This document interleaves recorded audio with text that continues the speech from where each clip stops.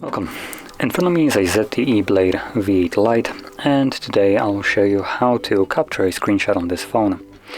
And to get started, you'll want to open up the content that you wish to capture. I'll be using a home screen as an example for this. So, once you have it open and visible, simply hold power key and volume down at the same time. You get this animation. From here you can crop it a little bit if you want to, or keep it as it is.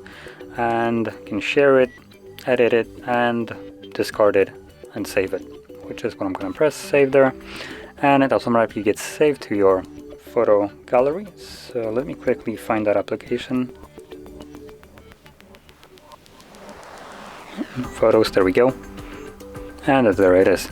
Now additionally, it does create a album called Screenshots, which right now I only have one photo, so it didn't do anything yet. It only will show it this, and as you can see, there it is.